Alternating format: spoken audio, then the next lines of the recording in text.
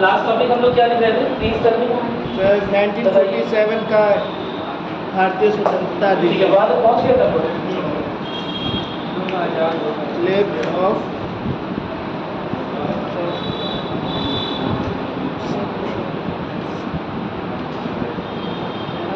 Last point क्या लिख रहे थे तुम? सर वो ये बताए थे कि मतलब lapse of paramountcy. Lapse of paramountcy.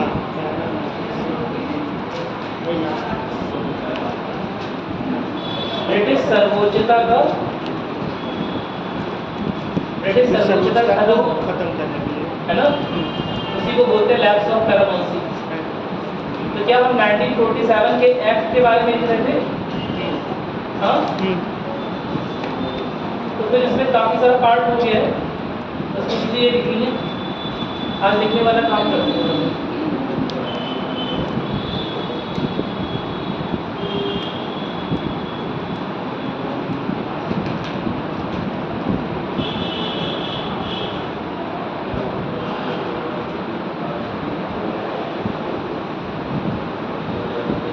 ठीक है, माउंटबेटन योजना के बारे में बात कर लीजिए हम लोगों ने। लास्ट पॉइंट क्या करेंगे?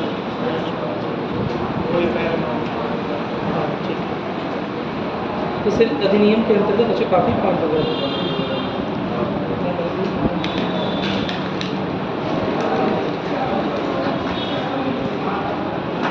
लास्ट पॉइंट हमने लिखा था कि इस अधिनियम के अंतर्गत भारत को एक स्वतंत्र और संप्रभु राज्य घोषित कर दिया गया और भारतीय क्षेत्रों और रियासतों में, रियासत यानी कि क्या बताया था? रियासत प्रिंसली स्टेट, रजवाड़ों में ब्रिटिश सर्वोच्चता खत्म करने की घोषणा हुई। कितने रजवाड़े थे उस समय? उस समय कितने रजवाड़े थे? बताया था क्लास में, सुना भी करो कभी कभी। 563, 565 राउंड ऑफ में चीज़ें लिखी होती हैं सब। तो लगभग 563 रजवाड़े थे उस समय, जिनमें प्रत्यक्ष रूप से ब्रिटिश शासन नहीं चल रहा था।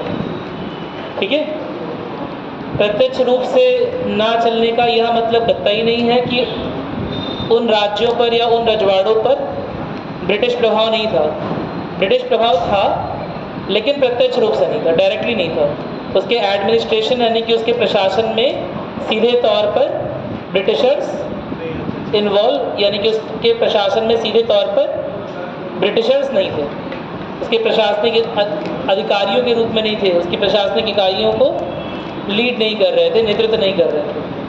समझा? तो एक चीज़ इसमें लिखवाई है, एक स्वतंत्र और संप्रभु राज्य क्या होता है? स्वतंत्र मतलब आजाद और संप्रभु मतलब वो अपने खुद डिसीजन लेने में। सबसे पहले कुछ बेसिक चीज उठाते हैं, है ना। मैं लिखवाया राज्य, राष्ट्र क्यों नहीं लिखवाया? भारत को तो राष्ट्र बनना था ना, पहले राज्य बनेगा फिर राष्ट्र बनेगा। सारे राज्य जब साथ में आएंगे सारे राज्य तभी तो लिखा तो है भारत को एक संप्रभु राज्य बना रहे हैं। तो हमारे पास तो कई सारे राज्य हैं, क्या कोई अंतर है? पहली बात दिमाग में ये हमेशा के लिए डाल देंगे कि ज्योग्राफी के, भूगोल के राज्य और पॉलिटिकल साइंस के राज्य अलग अलग चीज़ें होती हैं। समझा? राजनीति शास्त्र के राज्य व्यवस्था में राज्य अलग मतलब होता है, उसका मतलब वो जो ज्योग्राफी में स्टेट्स होते हैं, राज्य होते हैं, उससे लेना देना नहीं है।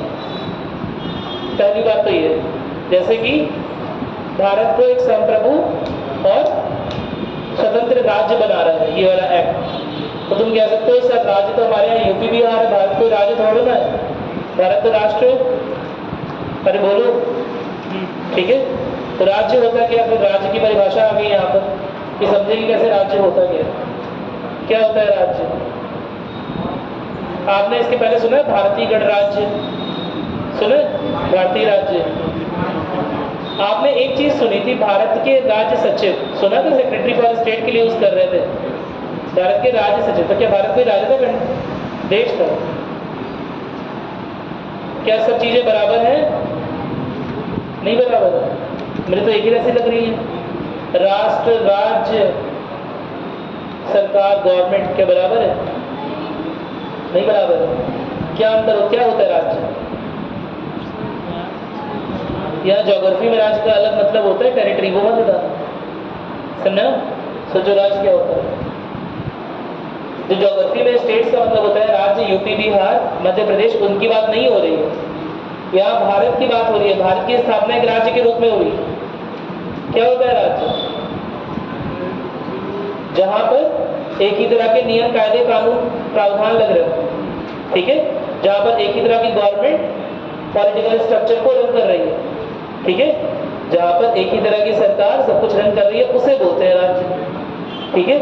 तो अगर सेंटर से देखें तो संविधान जो है वो केंद्र सरकार, संविधान और केंद्र सरकार कहीं ना कहीं केंद्रीकृत प्रणाली है ना भाई। राज्यों के पास अपने अपने संविधान तो है नहीं, एक नई संविधान है, और केंद्र सरकार के पास बहुत सारे क्षेत्राधिकार हैं।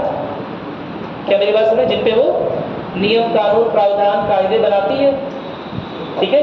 उस हिसाब से देखते हैं कि राज्य क्या होता है। राज्य एक ऐसे लोगों का समूह है, स्टेट, जिसमें समूह में लोग भी हैं, साथ ही साथ वहाँ का संविधान भी है, साथ ही साथ वहाँ के executive body, judiciary body, legislative body, यानी कि कार्यपालिका, न्यायपालिका और विधानपालिका, विधायिका। ठीक है? ये सब मिलाकर एक राज्य बनाता है। बेसिकली राज्य सामान्य तौर पर राज्य तब बोलते हैं जब एक ही तरह के कानून हो। ठीक है? किसी क्षेत्र विशेष में जब एक ही तरह के कानून हो, एक ही तरह का पॉलिटिकल स्ट्रक्चर हो, एक ही तरह का राजनीतिक ढांचा हो, कुछ एक ही तरह की प्रशासनिक प्रणाली, कुछ एक ही तरह की प्रशासनिक प्रणाली हो, तो उसे बोलेंगे राज्य। क्या ये बात क्लियर हुई? कोई दिक्कत तो नहीं है? समझा? तो ये राज्य और राष्ट्र को लेकर कंफ्यूजन पहली बात दूर कर लीजिए। ठीक? भारत तो गण राज्य बोलते हैं ना, स्टेट। मेरी बात सुन आ रही है? तो इसमें और यूपी के स्टेट में क्या अंतर है? यूपी के स्टेट या बिहार के स्टेट को इंडिया का पार्ट समझते हैं। मेरी बात सुनाई? लेकिन पॉलिटिकल सेंस में राज्य क्या है? पूरा का पूरा भारत एक राज्य। क्या मेरी बात सुनाई? पॉलिटिकल साइंस के लिए पूरा भारत क्या है? एक राज्य है। समझ आ रहा है क्यों? क्योंकि एक ही तरह की प्रशासनिक प्रणाली, एक ही तरह की प्रशासनिक व्यवस्था पूरे भारत में रन कर रही है। ठीक है? तो समस्या नहीं है इसमें? ठीक है। अच्छा, दूसरा प्रश्न, एक जो राज्य की बात हो गई, उसमें एक शब्द लिखा है संप्रभु, संप्रभुता। इंग्लिश में बोलते हैं सॉवरेनिटी। सो क्या होता है? What is sovereignty? संप्रभुता क्या होती है? शायद इस क्लास में एक बार बात हुई है। क्यों आज लोग अक्सर दिख रहे हैं? चलिए, पढ़ाई मजा नहीं आ रहा आप लोग? बताइए क्या होता है संप्रभुता? क्या होता है? सर सबको जिम्मेदार दिया था। हाँ सर जिन मुद्दा ने सब इसका संकल्प किया था। हाँ सर जिन मुद्दा ने किस सब का प्रयोग किया था। हाँ, वो बात सही है, लेकिन होती क्या है? सर ये आंतरिक उपाय नीति बनाने के संबंध। हाँ आंतरिक उपाय नीति बनाने के लिए राज्य, देश। हाँ, काफी हद तक सही है। जब आंतरिक और बाह्य शक्तियों से कोई राज्य स्वतंत्र होता है, मुक्त होता है। ठीक है? कोई भी देश जो है अपने आंतरिक मुद्दों पे क्या कर रहा है, या उसे कोई बाहरी इकाई नहीं बता सकती, ना ही बाहर का कोई देश, ना ही बाहर कोई अन्य ऑर्गेनाइजेशन, कोई परिषद, संयुक्त राष्ट्र परिषद जैसे नहीं बता सकती कि हमें अपने देश के अंदर क्या करना है। क्या मेरी बात सुने? तो ऐसा देश जो है वो राजनीतिक रूप से संप्रभु राष्ट्र, संप्रभु राज्य प्रभु सकते, दो राष्ट्र बोल सकते। ठीक है? जहाँ पर जिसके आंतरिक और बाह्य मामलों में किसी को भी इंटरफेरेंस करने की इजाजत नहीं। क्या मेरी बात सुने? किसी को भी हस्तक्षेप करने की इजाजत नहीं है। अगर उनकी कुछ सिफारिशें हैं तो वो लागू की जाएंगी कि नहीं लागू की जाएंगी, या पूरी तरह से हमारे गवर्नमेंट के हाथ में रहेगा, हमारी सरकार के हाथ में रहेगा, या हमारे हाथ में रहेगा। क्या मेरी बात सुनी? अगर बाहर की कुछ इकाइयाँ चाहती हैं अपने आंतरिक मसलों को चेंज करें, तो यह पूरी तरह से हमारे सरकार के हमारे हाथ में रहेगा। एक ऐसे देश को बोलते हैं संप्रभु राज्य। क्या मेरी बात सुने? अब बताओ सोचकर, क्या 1947 के पहले क्या भारत संप्रभु था? क्योंकि भारत के बिहार पर भारत के सारे निर्णय, भारत की ओर से भारत के लिए सारे निर्णय कौन ले रहा था? ब्रिटिश। मेरी बात सुनाई? तो यही महत्व है शब्दों का, जिन प्रायोरिटी ऑर्डर में, जिस वरीयता क्रम में देखोगे कि इन्हें लगाया गया है कहाँ पर, प्रियम्बल में। प्रस्तावना अगर पढ़ोगे तो उसमें ऊपर में ही शब्द आता है संप्रभु। संप्रभु की इंपॉर्टेंस ये है, संप्रभु का महत्व ये है कि उस समय तक भारत है ना, इलेक्शन भी हो रहे थे, कुछ हद तक इलेक्शन स्टार्ट हो गए थे 1937 में। इलेक्शन तो 1919 से हो रहे थे ना, लिखवाया हुआ है ना। तो ऐसा क्या चाहिए था हमें, जब इलेक्शन भी हो रहा है ना, सरकारें भी हैं, सरकार ध्यान भी दे रही है, कुछ एक्ट ला रही है, लगातार संवैधानिक सुधारों की बात हो रही है। तो ऐसा क्या चाहिए था हमें आज़ादी के समय कि अपनी मर्जी से हमें अपनी संप्रभुता चाहिए थी कि हमारे जो आंतरिक मामले होंगे उसमें कोई और देश जैसे कि ब्रिटेन दखल अंदाजी ना करे, हस्तक्षेप ना करे। क्या मेरी बात समझ में कोई दिक्कत तो नहीं है? इसीलिए जो सबसे इम्पॉर्टेंट वैल्यू है जो प्रस्तावना में उल्लिखित है पहले ऑर्डर में, सबसे पहले शुरुआत, वो क्या है? संप्रभुता। जब भी कोई चीज़ लिखी गई, मैंने आपको पहले बताया हुआ है, हम हमेशा बात करेंगे हिस्टोरिकल कॉन्टेक्स्ट की, हिस्टोरिकल बैकग्राउंड की, उस ऐतिहासिक बैकग्राउंड की जिस समय उसे लिखा गया हो। क्योंकि भारत के सामने बहुत बड़ी समस्या थी संप्रभुता की।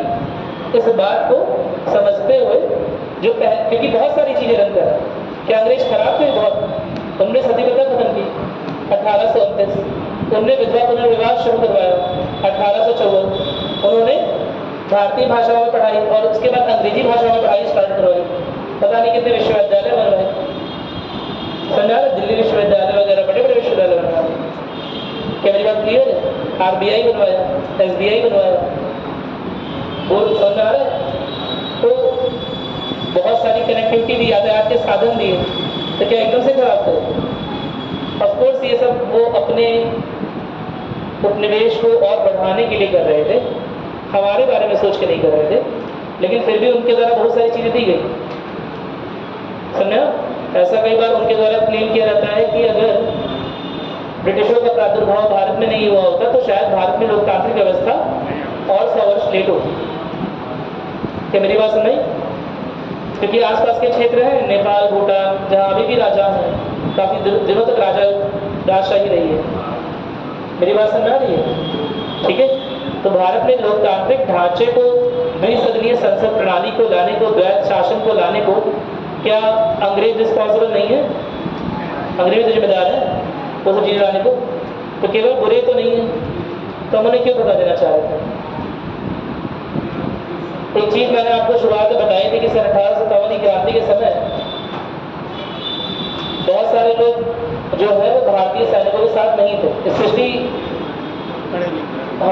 बंगाल की जो एकेडमी है, बंगाल के जो बुद्धिजीवी वर्ग हैं, वो उस सैन्य विद्रोह का बहुत भरपूर विरोध करते हैं, जितना कर सकते हैं, जितना उनकी क्षमता अपने कलम से, है ना। तुम्हें पता है कि कौन कौन लोग, बड़े बड़े लोग जिनका नाम तुम पढ़ते हो, ईश्वर चंद्र विद्यासागर नाम सुने? विरोध में थे सैन्य विद्रोह के, सुने? बहुत सारे ऐसे लोग जो समाज सुधारक थे, वो सैन्य विद्रोह को बहुत अच्छा नहीं मान रहे थे 1857 की क्रांति के। तो क्या उन्हें एंटी इंडियन बोल दे? हाँ, क्यों? वो तो भारत के खिलाफ हो गया अगर सैन्य विद्रोह के साथ नहीं है तो। क्योंकि उन्हें समझ में आया कि कुछ सामाजिक सुधार ऐसे हैं जिन्हें ब्रिटिश सरकार ही ला सकती है। मेरी बात सुनाई? अथवा ब्रिटिश सरकार के अलावा जो है वो सामाजिक सुधार,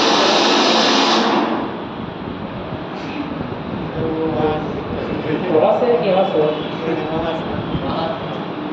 इसमें तो कोई पावर नहीं है कि चिपका दिया।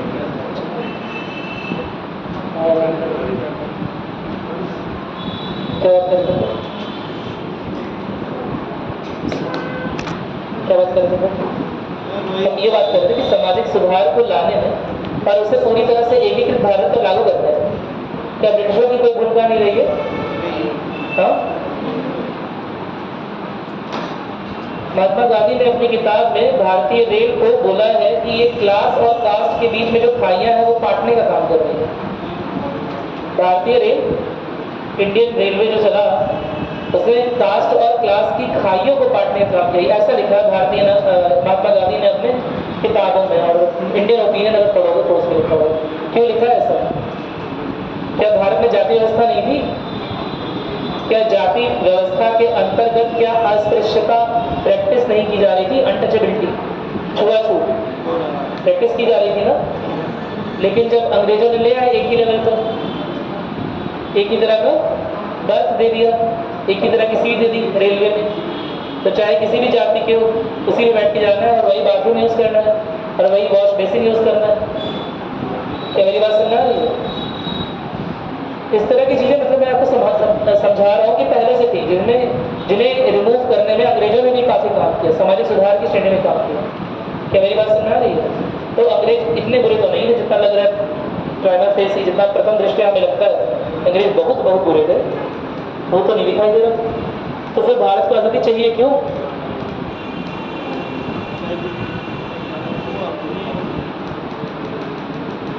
बताया तो क्यों चाहिए? संप्रभुता की वजह से, है ना। हमने बोला ठीक है वो डिसीजन ले रहे हैं, कुछ अच्छे डिसीजन कुछ बुरे डिसीजन ले रहे हैं, लेकिन वो हमारे बिहाफ पर हमारे लिए डिसीजन लेने वाले होते कौन? क्या मेरी बात सुनाई? हमें अपना डिसीजन खुद लेने की आज़ादी होनी चाहिए। अगर हम गलत निर्णय भी, क्या आप अंग्रेजों से अच्छा खुद दिमाग लगाओ, आप लोग बोलते हो कि लिटरेसी और सब कुछ, क्या अंग्रेज आपसे कम साक्षर थे जो बैठे हुए थे ब्रिटिश पार्लियामेंट में, जो देश को रन कर रहे थे? आपसे कम समझदार थे, आपसे कम किताबें पढ़ रखते थे, हैं?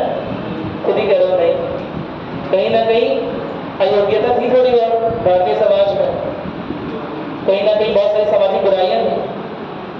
कम पढ़े लिखे तो नहीं थे ना, इतना तो श्योर एकदम, इतना तो कह सकते हैं। प्रशासनिक गतिविधियों में बहुत तल्लीन थे, है ना, तो बहुत कम पढ़े लिखे तो नहीं रहे होंगे। अरे बोलो, ठीक है, तो क्यों हटा दिया गया? पढ़े लिखे तो वो भी थे, क्योंकि पढ़े लिखे हो चाहे ना हो, फिर भी हमारे ऊपर रूल करने का अधिकार, हमारे ऊपर शासन चलाने का अधिकार केवल हम ही को होना चाहिए लोकतंत्र की परिभाषा के अनुसार। क्या मेरी बात सुनना है? कोई दिक्कत तो नहीं है? अरे बोलो, मेरी बात सुनाई? पढ़े लिखे हो चाहे बहुत सारी सामाजिक बुराइयां दूर करते हो, क्यों ना भगवान के अवतार ही हो, लेकिन फिर भी उन्हें हम पर रूल चलाने का अधिकार नहीं है। मेरी बात सुनाई? क्यों ना खुद को भगवान का अवतार ही क्लेम कर दें कि हम अवतार हैं, हमारा जन्म आपके कष्टों को हटाने के लिए हुआ है, फिर भी रूल करने का अधिकार नहीं। एक लोकतांत्रिक व्यवस्था बनी है ना। आप कुछ भी, आप कितने भी पढ़े लिखे हो, आप कितने भी, है ना, सामाजिक बुराइयों के खिलाफ हो, कितने भी सामाजिक सुधार किए हो, कितना भी अच्छा भी किया हो, फिर भी आफ्टर ऑल दैट हम पर शासन चलाने का अधिकार केवल हमको है। और यह चीज आती कहाँ से है? संप्रभुता से। क्या मेरी बात सुन रहे हैं? इसमें कोई दिक्कत नहीं है ना? समझ आ गए?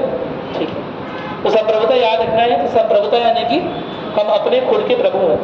खुद के प्रभु का क्या मतलब? वो प्रभुत्व हमारा अपनी टेरिटरी के ऊपर है। भारत अपनी बाउंड्री के अंदर क्या डिसीजन ले रहा है, इसके लिए भारत के लोग रिस्पॉन्सिबल होंगे। बाहर का कोई आदमी नहीं बताएगा कि, क्या नहीं बताएगा कि भारत को क्या डिसीजन लेना है, भारत को क्या निर्णय लेना है। तो बता रहे तो बताता रहे, हम उसके सिफारिशों को मानने के लिए बाध्य नहीं। क्या मेरी बात समझ आ गई? कोई दिक्कत तो नहीं है? वर्ल्ड की सबसे बड़ी बॉडी यूनाइटेड नेशंस, यूएस, समझ रहे, संयुक्त राष्ट्र, इसके बाद संयुक्त राज्य अमेरिका, चाहे कितनी भी बड़ी बॉडी हो, लेकिन हमें किसी भी डिसीजन के लिए बाध्य नहीं कर सकती। संप्रभु राज्य पहला ये एश्योर करता है कि भारतीय राज्य की जो लोग हैं वही इसके संप्रभु मालिक। क्या मेरी बात समझ में आ गई? कोई दिक्कत तो नहीं ना? लास्ट पॉइंट ये लिखा था आप लोगों ने। इसके अलावा एक वर्ड का है स्वतंत्रता, स्वराज। क्या मतलब होता है स्वराज का? बताओ क्या होता है स्वराज? सबसे बड़ी बात है कि इस फील्ड में परिभाषाएं पढ़ना, उन्हें समझना बहुत जरूरी है, ठीक है। और समय समय पर परिभाषाओं के स्वरूप में थोड़े बहुत परिवर्तन भी होते हैं। भारतीय कॉन्टेक्स्ट में शुरुआत में जब इंडियन नेशनल कांग्रेस ने सन 1904-05 में, पहले गोपाल कृष्ण गोखले ने और फिर दादा भाई नेहरू जी ने, पहले गोपाल कृष्ण गोखले ने शुरुआत की पॉलिटिकल कॉन्टेक्स्ट में। उसके पहले स्वराज की बात एक बार आर्य समाज के जो जनक रहे हैं, क्या नाम है आर्य समाज के? दयानंद सरस्वती, ठीक है।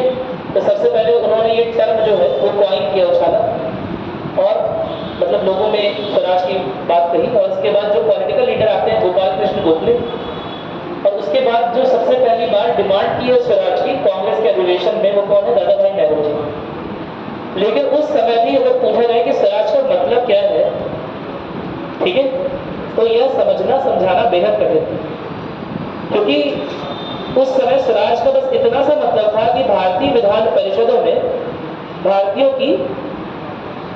का प्रतिनिधित्व रहे, भारतीय भी अपनी विधानसभाओं में प्रतिनिधि के तौर पर रहे, और जो भी विधायिका बन रही, जो भी विधान बन रहे हैं, जो भी कानून बन रहे हैं, जो भी प्रावधान बन रहे हैं, वो खुद भारतीय बना रहे हैं। बस इतना सा मतलब था। स्वराज का ये मतलब नहीं था कि आप अंग्रेजों को धक्के मार के निकाल दो। मेरी बात सुनाई। शुरुआती सालों में सबसे पहली बात 1885 में जब इंडियन नेशनल कांग्रेस की स्थापना हुई, तो पहले स्वराज की बात तो हुई ही नहीं। पहले तो उनका जिस इतना सा मतलब था कि किसी तरह से भारतीय प्रतिनिधित्व बढ़ाए, और जो पक्षपातपूर्ण बिहेवियर है, जो पक्षपातपूर्ण रवैया है ब्रिटिश सरकार का भारतीय के प्रति, उसे खत्म किया जाए। क्या मेरी बात समझ आ रही है? 1885 से लेकर 1904-5 तक पहली बार ये समझ में आया कि पक्षपातपूर्ण बिहेवियर तब तक जारी रहेगा तब हम स्वराज की डिमांड नहीं करेंगे। तो पहला टर्म उठा स्वराज, लेकिन स्वराज है क्या ये किसी को नहीं पता, क्योंकि अलग अलग लेखकों को, अलग अलग लीडर्स के लिए स्वराज का मतलब अलग अलग। क्या मेरी बात समझ आ रही है? 1905-6 के कॉन्टेक्स्ट में अगर देखें तो पहली बार स्वराज की बात हो रही है, तो उसमें स्वराज का मतलब बस इतना सा है कि भारतीय विधान परिषदों में भारतीय सदस्यों की उपस्थिति है ना, प्रतिनिधित्व। क्या मेरी बात समझे? बस इतना सा मतलब है। लेकिन आगे चलकर हम देखते हैं पूर्ण स्वराज की बात होती है, तो एक वर्ड लगाते हैं पूर्ण स्वराज। आपको पता है सन 1929 के लाहौर अधिवेशन के बाद पूर्ण स्वराज की डिमांड हुई, और सन 1930 में 26 जनवरी को पहला स्वतंत्रता दिवस या पहला गणतंत्र दिवस मनाया गया। गणतंत्र दिवस। तुम लोग सुनते नहीं हो कोई बात, इसका मतलब मैं जाते आते पिछली क्लास में बोला, पहले स्वतंत्रता दिवस मनाया गया 26 जनवरी को। सन 1929 की बात कर रहे हैं, भारत को आज़ादी नहीं मिली थी उस समय। मेरी बात सुन रही? इंडियन नेशनल कांग्रेस ने कहा कि आज से हर 26 जनवरी को हम क्या मनाएंगे? स्वतंत्रता दिवस मनाएंगे। ये बात इंडियन नेशनल कांग्रेस ने कही आज़ादी के 20-30 साल पहले, यानी कि सन 1929 में बोली, 1930 में लागू। क्या मेरी बात समझ में आ रही है? इतना चौंको मत, पढ़ाई सही से करो, गड़बड़ चल रहा है हिसाब के साथ, ठीक है? ठीक है। फिर 1947 में जब वो लोग गए, तो जिस दिन जा रहे हैं उस दिन हमने स्वतंत्रता दिवस घोषित कर दिया, और हमारा संविधान तो 2 साल 11 महीने 18 दिन में बन गया था ना, 26 नवंबर 1949 को बन गया था। तो फिर भी हम 26 जनवरी तक वेट क्यों किए? इसी दिन को यादगार बनाने के लिए जब पहली बार भारत में स्वतंत्रता की मांग हो रही है, पूर्ण स्वराज की मांग हो रही है, यानी कि किसी भी तरह का हस्तक्षेप ब्रिटिश सरकार का नहीं झेला जाएगा। ब्रिटिश संसद नहीं बताएगी हमें क्या करना है, हम अच्छा करें बुरा करें, जाति प्रथा को कंटिन्यू करें डिसकंटिन्यू करें, हमारी मर्जी है, ब्रिटिश सरकार नहीं बताएगी। हम सोच समझ के करेंगे, जो करेंगे अपने लोग के लिए करेंगे, लेकिन ब्रिटिश सरकार को नहीं बताएगा। क्या मेरी बात सुन रहे हैं? अरे बोलो, सुन रहे हैं? तो यही चीज बता रहा हूँ कि 1940 उसी को याद कराने के लिए, है ना, ये चीज याद रखना कि इसी को यादगार बनाने के लिए, ताकि यह लोगों की मेमोरीज में, लोगों की स्मृतियों में याद रहे कि सन 1929-30 के बाद ही स्वतंत्रता दिवस 26 जनवरी को मनाया जा रहा था। यह याद रखने के लिए आज़ादी के बाद 26 जनवरी को गणतंत्र दिवस मनाया जाता था। क्या मेरी बात सुनाई? क्योंकि 26 नवंबर 1949, ये तो पढ़ा ही होगा, 26 नवंबर 1949 को बन गया था, तो काफी वेट कर रहे थे, किसी को जाना था, हाँ, किसका वेट कर रहे थे? 26 जनवरी 1949 को बन गया, तो कहीं इस समय लागू कर दी पूरी तरह से। हाँ, इस दिन का वेट कर रहे थे कि 26 जनवरी, है ना, 1950 से हम स्टार्ट करेंगे, जब जिस दिन पहली बार भारत में स्वतंत्रता की डिमांड होती है, तब वो कौन सा पहला पूर्ण स्वराज। लेकिन मैं दोबारा ये बता रहा हूँ कि स्वराज के मायने, स्वराज की स्वतंत्रता के मायने सबके लिए अलग अलग है। ये चीज आप हिस्ट्री में पढ़ोगे, हालांकि बहुत डीप में नहीं जा रहा, थोड़ा सा बता रहे हैं, है ना। सब लीडर्स के लिए स्वराज के मामले अलग, मायने अलग अलग।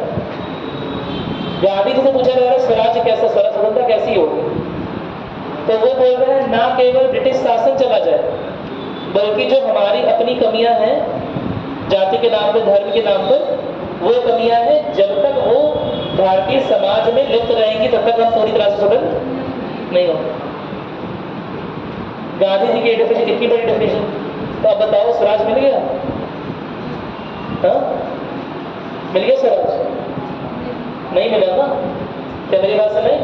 कम्युनिस्टों की क्या डेफिनेशन, जब समाज में हर एक वर्ग दूसरे वर्ग के बराबर खड़ा हो जाएगा, हाशिए पर खड़े लोग मुख्य धारा में जोड़ दिए जाएंगे, तब स्वराज आएगा। एम.एन. रॉय और जिनका नाम आप सुनते हो, भगत सिंह, उनके स्वराज की डेफिनेशन परिभाषा क्या हो गया? मिल गया स्वराज? कि समाज में हाशिए पर खड़े सभी लोगों को मुख्य धारा से जोड़ दिया गया है। क्या आदिवासी की समस्या नहीं है देश में? हाँ?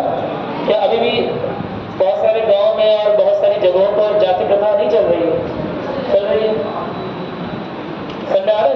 क्या अभी भी जातियों के नाम पर या लिंग के आधार पर भेदभाव नहीं होता है? होता है। तो फिर तो उनके को अनुसार स्वराज नहीं है। मेरी बात समझ? जब भी पढ़ेंगे हमेशा डिफिनेशन से खोल खोल दिमाग में पढ़ेंगे क्या इसका मतलब है। यहाँ पर जस्ट एक मतलब है स्वतंत्र और संप्रभु राज्य का, कि स्वतंत्रता यानी कि हम पूरी तरह से ब्रिटिश प्रशासनिक इकाइयों से क्या हो गए? आजाद हो गए, और अब उनकी कोई भी बात मानना हमारे लिए बात का नहीं, बाध्यकारी नहीं। क्या मेरी बात समझ में आ गई? ठीक है। लास्ट पॉइंट ये लिखा था हम लोग, है ना? लास्ट पॉइंट में शायद ये लिखा था हम लोगों। अरे बस समझ में आ रहा है तुम लोग की, बस ऊपर से जा रहा है। समझ आ रहा है? संप्रभुता समझ में आ गया? कहीं नोट किया संप्रभुता क्या होती है? नोट नहीं किया, सब भूल जाए सब। ठीक है, नोट कर लो कोई। संप्रभुता यानी हमारे आंतरिक और बाह्य मामलों में किसी और को दखलंदाजी देने की इजाजत नहीं है। ठीक है, परमिशन नहीं। सुनाएंगे दे थोड़ा सा आगे बैठ जाओ और टेस्ट कर दो। अब आ रही है आवाज?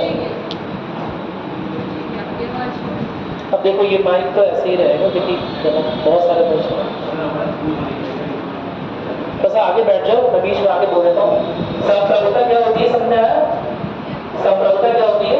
जब हमारे आंतरिक और बाह्य मामलों में किसी अन्य प्रशासनिक किसी अन्य राष्ट्र को या किसी अन्य इकाई को, है ना, हस्तक्षेप करने का अधिकार ना हो। क्या मेरी बात है? हमारे से संबंधित सारे मामले, हमसे संबंधित सारे निर्णय हम खुद लेने के लिए स्वतंत्र हो पूरी तरह से, किसी भी तरह की बाध्यता ना हो, तो इसे हम बोलते हैं संप्रभु राज्य। क्या मेरी बात में? ये सुनने में कितना आसान लग रहा है कि कितनी सिंपल सी बात है, तो होना ही चाहिए, है ना?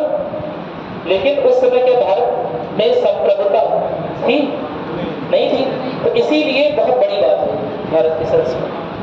ठीक है, जो चीज हम झेल रहे होते हैं उसी के अनुसार बोलते हैं ना, उसी के अनुसार। तो हमने परतंत्रता या संप्रभुहीनता बहुत सालों से झेली। क्या जैसे कई सैकड़ों वर्ष हम संप्रभु राष्ट्र बन के नहीं रहे। क्या मेरी बात क्लियर है? इसलिए हमें समझ में आया पहला पॉइंट कि हमें सॉवरेन बॉडी बनना है, संप्रभु राष्ट्र बनना है। ठीक है, यानी अपने मामले खुद निर्णय लेने, अपने पैरों पे खुद खड़ा होना। क्या मेरी बात समझ में आ गई?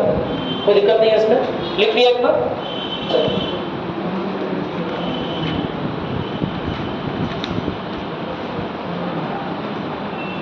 अब मुझे नहीं याद है कि लास्ट आपको ये राज्य सचिव का पद का लिखवाया था कि नहीं लिखवाया था?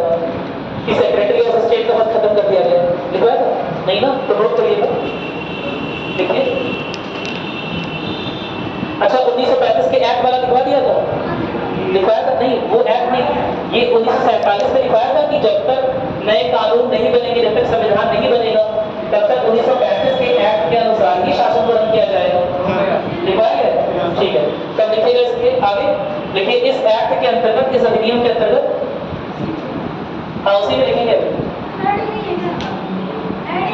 नहीं, उसी में, अभी वो पूरा नहीं हुआ ना।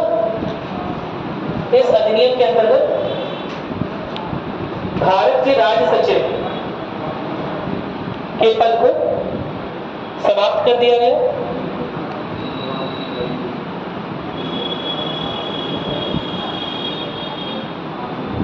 और प्रत्येक अधिराज्य के लिए प्रत्येक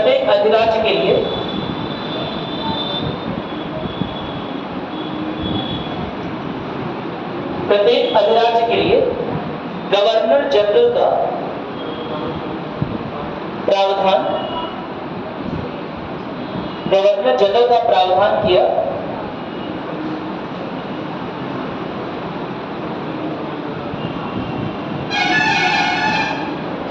जिसे ब्रिटिश शासक द्वारा, जिसे ब्रिटिश शासक द्वारा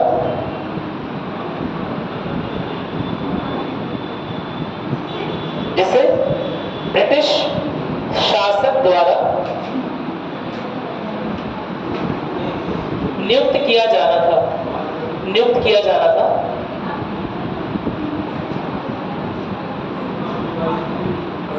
नियुक्त किया जाना था। और अब इसके आगे लिखिएगा, और अब ब्रिटेन का भारत या पाकिस्तान, अब ब्रिटेन का भारत या पाकिस्तान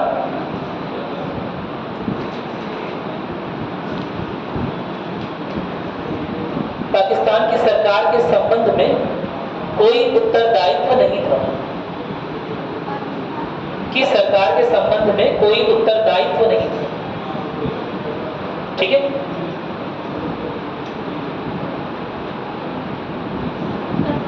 उत्तरदायित्व नहीं था। उत्तरदायी सरकार याद आ रही है, लिखवाया था सन 1919 में पहली बार है कि उत्तरदायी सरकार बनाई जाएगी। ठीक है, तो अब वो पूरी तरह से रिस्पॉन्सिबल गवर्नमेंट खत्म कर दिया गया, उत्तरदायी सरकार खत्म कर दिया गया। यानी कि अब भारत में या पाकिस्तान में जो भी होगा उसके प्रति ब्रिटिश संसद की कोई जवाबदेही नहीं होगा। क्या मेरी बात सुनाई? अब भारत में या पाकिस्तान में जो कुछ भी होगा उसके लिए ब्रिटिश संसद की कोई, ब्रिटिश संसद पर कोई दोषारोपण नहीं हो सकता, ब्रिटिश शासन पर कोई दोषारोपण नहीं हो सकता। क्या मेरी बात सुनाई? ठीक है, अगला लिखिएगा, लिखिएगा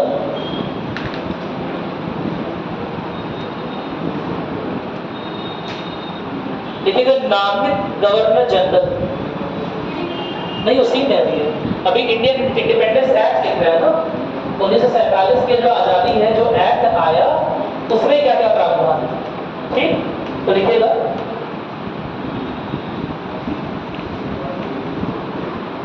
क्या बोला था मैंने? नामित गवर्नर जनरल, नामित यानी कि नॉमिनेटेड, नामित, नामांकित लिख सकते हो। ठीक है, नामित गवर्नर जनरल और प्रांतीय गवर्नर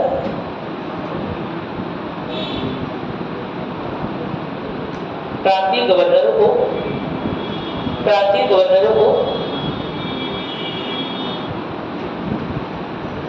संबंधित मंत्री परिषद की सलाह पर कार्य करने के लिए कहा गया। संबंधित मंत्री परिषद की सलाह पर कार्य करने के लिए कहा गया। एकदम नहीं आवाज आ रही है पीछे, ज्यादा खोज रही है, माइक हटा दीजिए, सर को चिल्लाना पड़ेगा। ठीक है,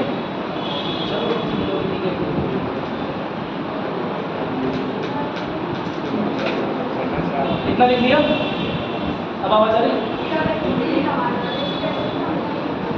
जैसे काम नहीं थी।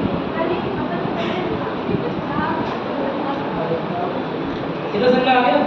अरे बोलो, मुझे ये अच्छा लगता है चिल्ला के बीच में तो क्या लिखा? नामित गवर्नर जनरल भाई लिखा। यहाँ मैंने नामित क्यों लिखवाया? बहुत सिंपल सी बात है, ये बताओ गवर्नर जनरल का क्या चुनाव होगा?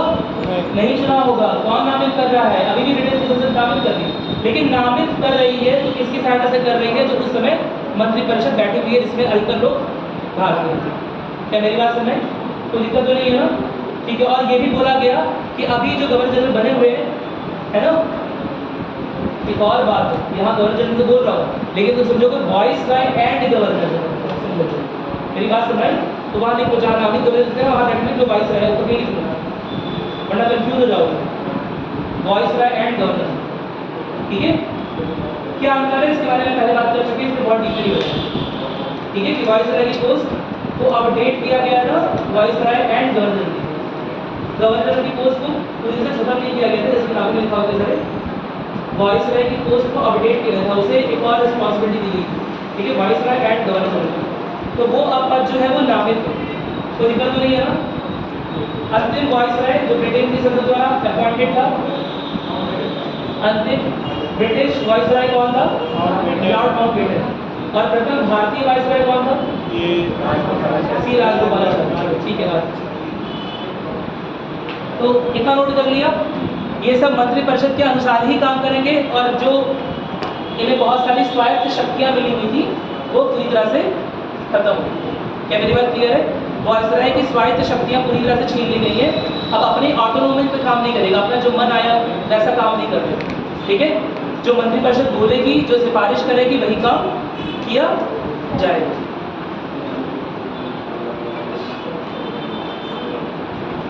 अगला लिखोगे, इस अधिनियम में इस अधिनियम में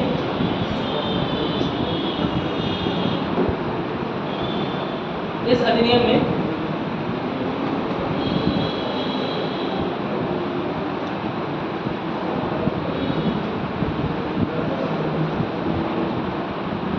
इस अधिनियम में ब्रिटिश शासक को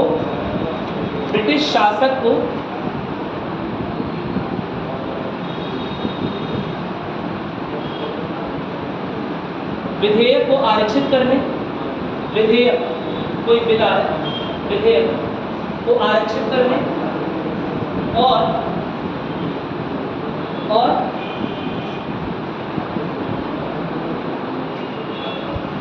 वीटो का उपयोग करने, वीटो बताया ना, क्या बताया वीटो? जो बताया तो वही रटे तो हाँ, निगेटिव वोटिंग। चलो बताऊंगा वीटो, ठीक है, के अधिकार से वंचित कर दिया गया, वीटो के अधिकार से वंचित कर दिया। लेकिन अभी यह अधिकार वाइसराय गवर्नर जनरल के पास था।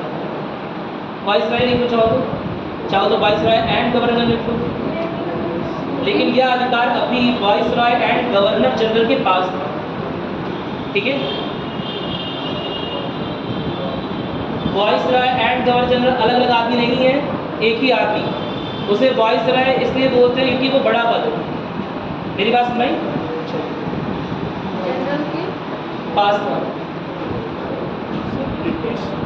ठीक। अब एक क्लास लिखते हैं, इनसे लिखेगा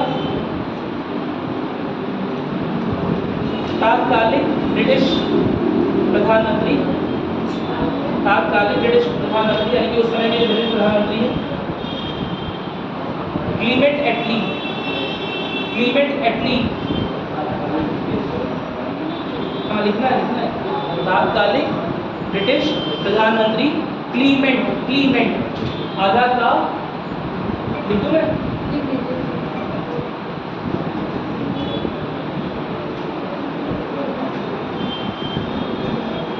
क्लीमेंट, ठीक है, एटली।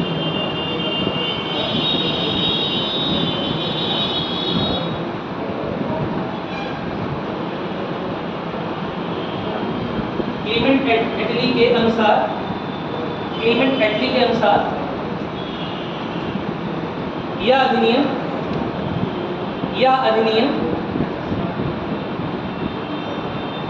भारत में ब्रिटिश मिशन की पूर्ति, अंडरलाइन करेंगे पूरा, ब्रिटिश मिशन की पूर्ति,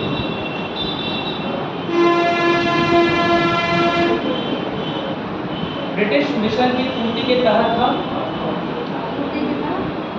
ब्रिटिश मिशन की पूर्ति के तहत, लिख लिया, के तहत था। साथ ही साथ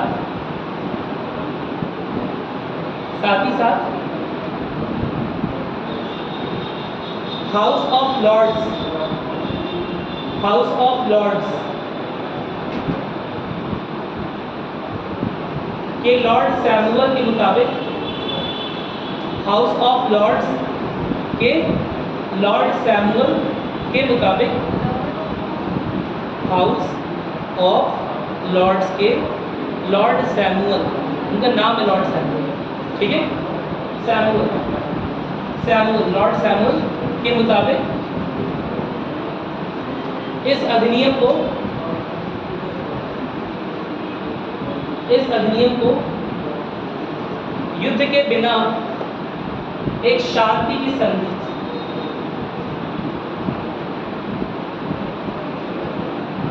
युद्ध के बिना एक शांति की संधि,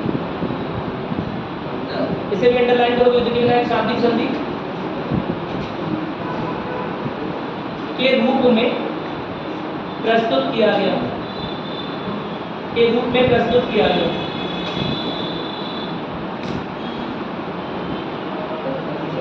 के रूप में प्रस्तुत किया गया, ठीक है, कोई समस्या? एकदम क्लियर हो गया? तुम्हें याद क्या रखना है, ये किससे क्या बोला है। अच्छा, एक चीज मैंने भी बोली, हाउस ऑफ लॉर्ड्स, क्या मैंने इसके बारे में बताया होगा पहले? अगर ध्यान सुना तो बताया नहीं, आप तो ध्यान सुनते नहीं हो, लेकिन और हमने आगे फ्राइडे को बोलते हुए गया था, थोड़ा गणतंत्र वाली बात आपको याद नहीं थी, और फिर उसी में क्या होता है कि आप लोग आधी बात सुनोगे, फिर आपको लगेगा कि इससे गलत पड़ा, अरे ये क्या हमने तो समझा था, बुझ रहा। हाँ, तो बादाम खाएंगे उसको, ठीक है, दिमाग बढ़ाएंगे उसको। और बताओ, सोचो क्या बोला मैंने अभी? हाउस ऑफ लॉर्ड्स, हाँ, वेरी गुड। जो दो सदन थे ब्रिटेन के, वो कौन कौन से थे? हाउस ऑफ कॉमन्स और House of Lords. House of Commons और हाउस ऑफ लॉर्ड, है ना। हाउस ऑफ लॉर्ड्स यानी कि उच्च सदन, और हाउस ऑफ कॉमन्स यानी कि निम्न सदन। तो वहाँ पर भी द्विसदनीय संसदीय प्रणाली पहले से ठीक, ध्यान दें, क्या मेरी बात समझ में? और उसी के आधार पर हमारे यहाँ हुआ है। और कोई दिक्कत? संविधान सभा के बारे में लिखना शुरू करें, यहाँ तक कुछ पूछे तो पूछ सकते हो। सारे एक्ट खत्म हो गए, सारे रेगुलेशन, जिनमें से नॉट कुछ कंफ्यूजिंग होगा, कुछ ना कुछ दिक्कत करेगा, आप एक बार घर में नोट्स पढ़ लोगे, है ना। और अगर 10 में 9 क्वेश्चन आपके हो जा रहे हैं एक नोट से, तो सबसे अच्छी बात है। एक क्वेश्चन की चेजिंग नहीं करें, मैंने बताया था ना क्यों नहीं करेंगे, क्योंकि अगर आप ये सोच रहे हो कि यूपीएससी का क्वेश्चन है या उस तरह का पेपर है और 100 का 100 क्वेश्चन आप कर लोगे एक ही बार में, तो इट इज इम्पॉसिबल। क्या मेरी बात समझ? 100 के 100 क्वेश्चन नहीं कर सकते। 10 का 9 क्वेश्चन अगर आपका एकदम सिंपल तरीके से हो जाए, क्योंकि देखो बहुत सारे एक्ट्स है ना, बीच में भी कुछ एक्ट्स आए, ठीक, और भी चीज़ें आई है, बंदोबस्त बदला है, फिर कभी कुछ हुआ है, कभी राजस्व व्यवस्था में कुछ चेंजेस हुए हैं, ठीक है, कि मेरी बात समझ आ रही है। कभी कोई पुरानी सामाजिक बुराई को हटाने के लिए कोई एक्ट आ गया, जिसे हम हिस्ट्री के अंदर पढ़ते हैं, ठीक है, तो वो सारी चीज़ें हम एक्ट के रूप में नहीं पढ़ते, वो सारी चीज़ें हमें याद रहती हैं और उसका यूज़ कर लेते हैं, उसके डीप में हम नहीं जाते, उसकी गहराई नहीं आती। क्या मेरी बात समझ में आ गई? कोई समस्या तो नहीं है? इस चीज़ से बच के रहना, क्योंकि कई लोग क्या करते हैं कि 10 में एक क्वेश्चन खोजेंगे और उसके बाद वो एक क्वेश्चन को लेकर 10 बुक सर्च कर डालेंगे, और हो सकता है वो क्वेश्चन 11वीं बुक में मिले, लेकिन परेशानी ये है कि यूपीएससी को जरूरत है कि 11 किताब से पूछे, हो सकता है अगली बार क्वेश्चन पूछे 12वीं किताब से। मेरी बात सुने, आप यूपीएससी यूपीएससी की तैयारी कर रहे हो, उसमें कोई एंड नहीं किताबों का, है ना। आपने सुना ही होगा, एक बार मेरे टाइम पे क्या हुआ कि एक बार हिस्ट्री में एक ऐसा एकदम अनोखा क्वेश्चन आ गया। अभी पिछली बार भी एक अनोखा क्वेश्चन आ गया था हिस्ट्री में, गांधी जी ने धोती पहनना कब से इसका पेट का था, और इसके पहले क्वेश्चन आया कि जो लोकमान्य तिलक थे उनकी अर्थी को कंधा देने वाले दो लोग और कौन, आगे से पीछे। मेरी बात सुने, अब तुम गए सुनो, इसका कोई आंसर इतिहास के स्टैंडर्ड बुक्स में नहीं मिलेगा। मेरी बात सुने, क्योंकि इतिहास की किताबें हैं, पॉलिटी की किताबें तुम्हें ये सब रटवाने में विश्वास नहीं करती और है भी नहीं इसकी। लेकिन अब तुमने कोई बुक, है ना, कि हम अपना जीवन पूरा समर्पित करते रहे, लेकिन वो एक क्वेश्चन हम पता करके रहेंगे तो आपके लिए परेशानी खड़ी हो जाएगी। क्या मेरी बात समझ आ रही? संविधान सभा और संविधान के निर्माण पे आ रहे हैं हम लोग, ठीक है। संविधान सभा जिसे बोलते हैं कॉन्स्टिट्यूएंट असेंबली, बेसिक काम क्या था? संविधान का गठन करना। उसका खुद का निर्माण कैसे हुआ है? कैबिनेट मिशन प्लान से हुआ है, शायद आपने सुना हो। कैबिनेट मिशन प्लान नाम सुना है? कोई बात नहीं, ठीक है। हम उसके हिस्टोरिकल बैकग्राउंड में जाएंगे, हिस्टोरिकल बैकग्राउंड तो काफ़ी बड़ा है। कि पहले क्रिप्स मिशन आया, फिर बेगल प्लान आया, फिर उसके बाद cabinet mission finally Indian national Congress और मुस्लिम लीग को एक्सेप्टेबल हो गया, सहमति हो गई कि हाँ कैबिनेट मिशन जो हमें आइडिया दे रहा है उसके अकॉर्डिंग हम संविधान सभा का निर्माण कर लेंगे, ठीक है। तो उसके हिस्टोरिक व्यू में नहीं जा रहे हैं हम, उसका केवल पॉलिटिकल व्यू उठा रहे हैं। क्या मेरी बात क्लियर है? तो लिखोगे कॉन्स्टिट्यूएंट असेंबली या संविधान सभा, कॉन्स्टिट्यूएंट असेंबली या संविधान सभा, संवैधानिक सभा लिख सकते हो, संविधान सभा लिख सकते हो, कॉन्स्टिट्यूएंट असेंबली होती क्या है? कॉन्स्टिट्यूएंट असेंबली जिसके ऊपर कार्यभार दिया जाता है संविधान को बनाने का, संविधान को लिखने का। क्या मेरी बात सुनना है? कोई दिक्कत तो नहीं है? तो लिखेंगे भारत में संविधान के गठन, भारत में संविधान के गठन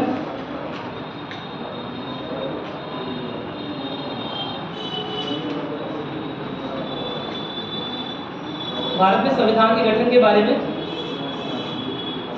पहली बार एम.एन. रॉय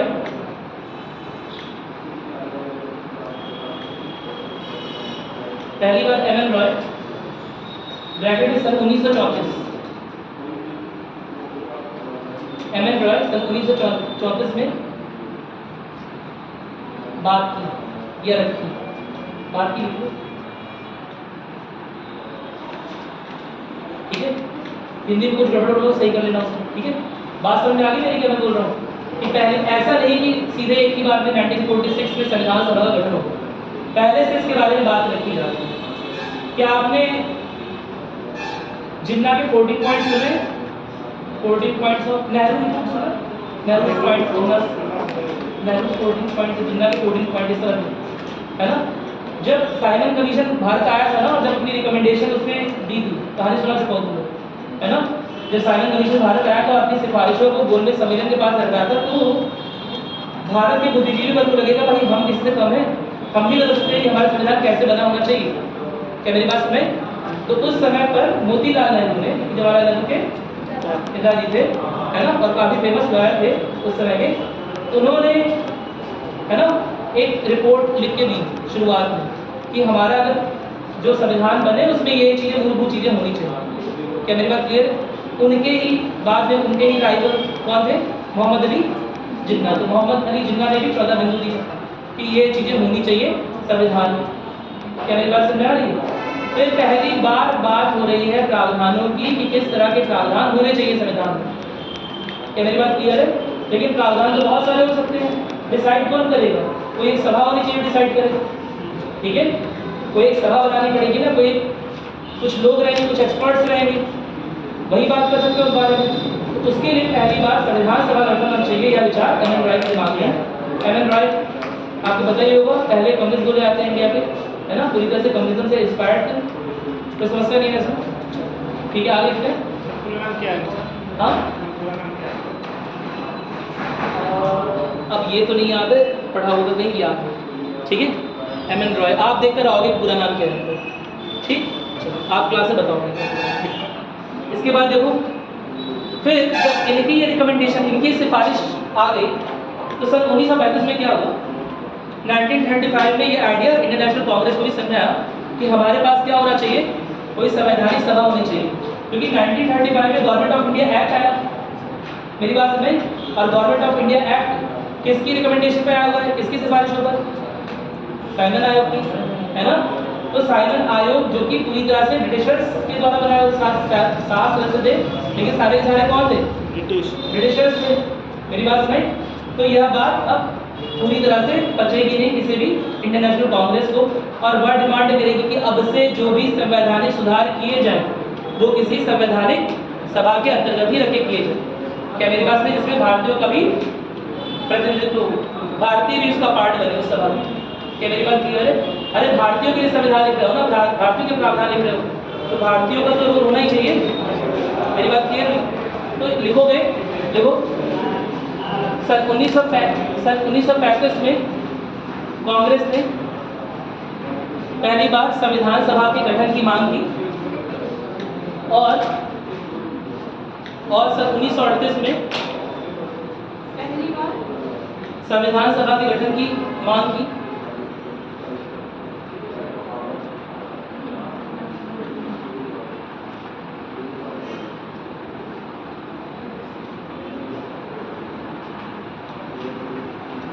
मांग की। और सन 1938 में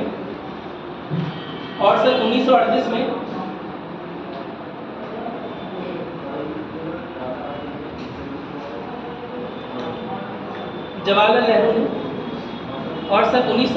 जवाहरलाल नेहरू ने घोषणा की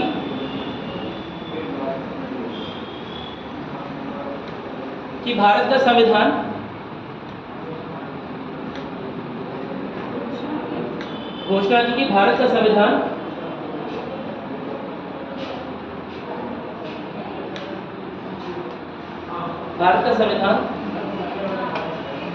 वयस्क मताधिकार के आधार पर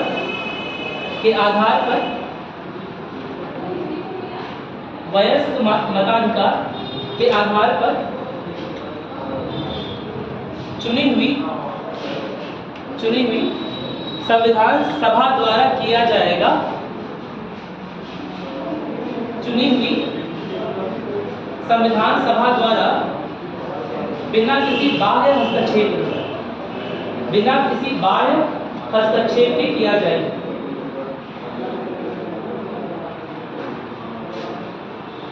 क्या आपको नहीं लग रहा है कि संप्रभुता की डिमांड हो रही है यहाँ पर? हो रही है। डायरेक्टली नहीं बोल रहे संप्रभुता, लेकिन क्या बोल रहे हैं? बाह्य हस्तक्षेप नहीं होना चाहिए। इनडायरेक्टली किसे बोल रहे हैं? वो ब्रिटिशर्स को बोल रहे हैं कि आपका हस्तक्षेप हमें नहीं चाहिए, हम अपना संविधान बना रहे हैं ना, तो आप लोग क्यों उसमें पार्टिसिपेट कर रहे हैं? ठीक है, आप लोग क्यों भाग ले रहे हैं? हम अपना संविधान खुद बनाने योग्य है। क्या मेरी बात समझ आ गई? ठीक है, तो लिखोगे, देखो इस मांग को 1940 के अगस्त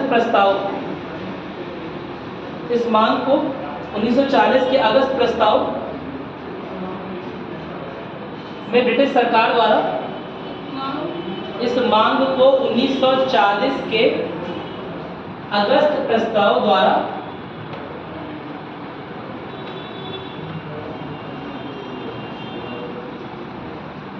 ब्रिटिश सरकार ने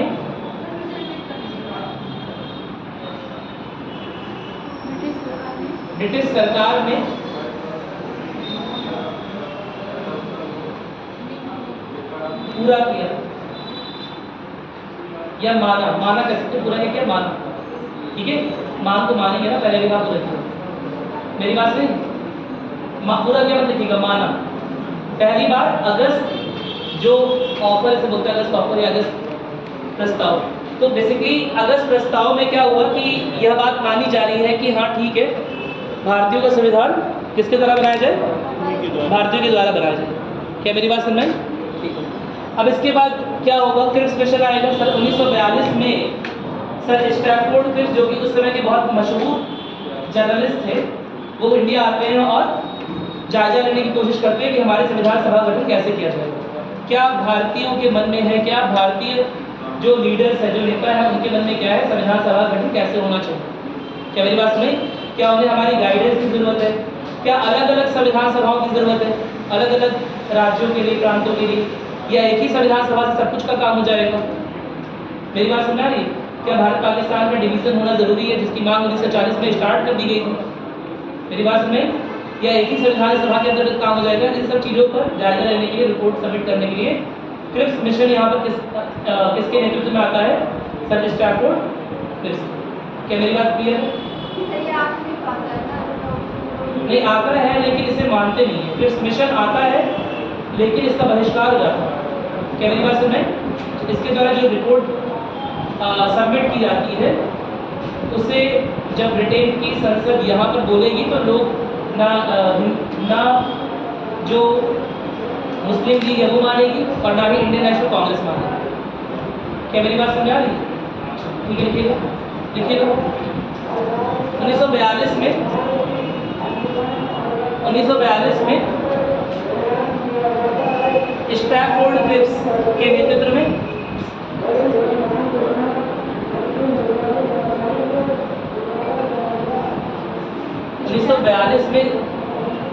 सर स्टैफोर्ड क्रिप्स के नेतृत्व में क्रिप्स मिशन को सन 1942 में सर स्टैफोर्ड क्रिप्स के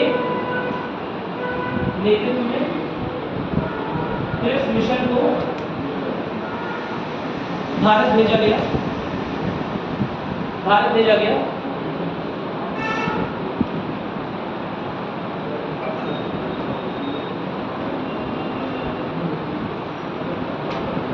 जिसकी दी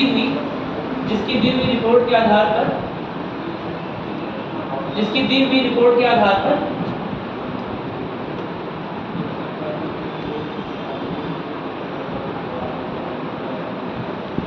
द्वितीय विश्व युद्ध के बाद द्वितीय विश्व युद्ध के बाद संविधान सभा का गठन किया जा सकता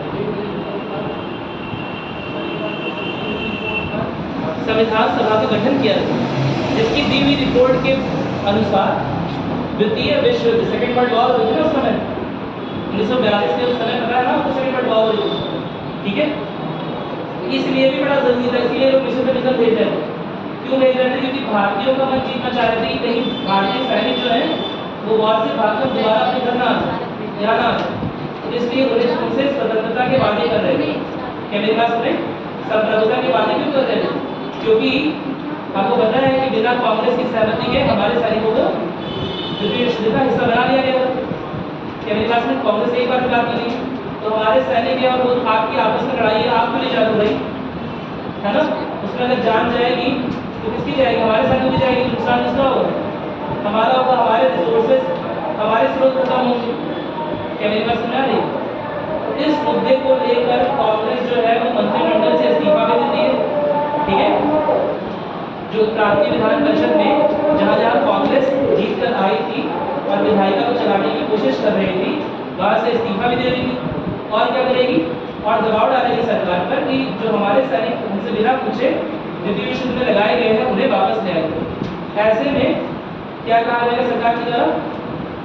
क्या कहा जाएगा कि हम आपको बस स्वतंत्रता देने ही वाले हैं, बस कुछ ही दिन की बात है, परेशान मत होइए, है ना। जैसे सेकेंड वर्ल्ड वॉर खत्म होगा हम आपको स्वतंत्रता दे देंगे और आपको एक संविधान सभा बनाने का अधिकार दिया जाएगा जिसमें भारतीय उपलब्ध रहेंगे, भारतीय प्रतिनिधि रहेगा और वो भारतीयों के संविधान बना सकते। क्या मेरी बात समझ आ रही? कोई समस्या तो नहीं है? ठीक है। अब क्रिप्स मिशन क्यों कैंसिल हो रहा है? किसी बोला था क्रिप्स मिशन कैंसिल हुआ था, क्यों कैंसिल हुआ? सही बात है, क्रिप्स मिशन की बातें नहीं मानी गई, ये हिस्ट्री का पार्ट है, अभी हुआ नहीं होगा ना, लेकिन आपने पढ़ तो रखा ही होगा सेकेंड ईयर पढ़ने वाला। बताओ कुछ पढ़ा है? आधुनिक इतिहास कुछ पढ़ा है? मॉडर्न इंडिया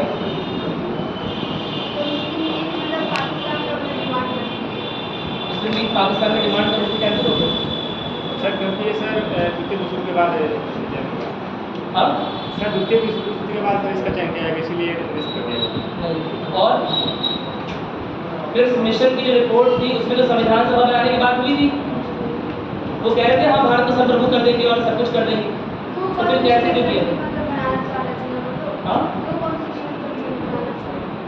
आगे चल के तो संविधान सभा ही तो बनी है। क्या भारत और पाकिस्तान की एक ही संविधान सभा रही है? तो फिर क्यों कह सकते? पूरा सुना है ना आप लोगों ने? बताओ, बोलो कुछ, कभी तो बोला करो कुछ, ठीक से पढ़ाई करो। सर भारत के लिए संविधान बनाने की बात कर रहे हैं, क्योंकि उसमें भी क्रिप्स मिशन में भी भारत के लिए डोमिनियन स्टेटस था। ये बोला गया कि भारत के जो फॉरेन रिलेशन यानी कि अंतर्राष्ट्रीय संबंध, जो डिफेंस है यानी कि जो आर्मी है और जो कम्युनिकेशन समझते हो ना, जो भी संवाद से संबंधित टेक्नोलॉजी है, वो सारा अधिकार किसके पास रहेगा? ब्रिटिश संसद के पास। बाकी सारे अधिकार इंडिया के पास है। क्या मेरी बात क्लियर है? तो क्या अब यह प्रस्ताव मानेगा इंटरनेशनल कांग्रेस मुस्लिम लीग? क्यों नहीं मानेगा? क्या मेरी बात क्लियर है? क्रिप्स मिशन इसलिए कैंसिल हो गया था। कितना लिखा आप लोगों ने? गठन किया गया, किया जा सकेगा, किया जा सकेगा ना? हाँ, किया गया, नहीं किया जा सकेगा भी का किया जा ठीक है, लिखोगे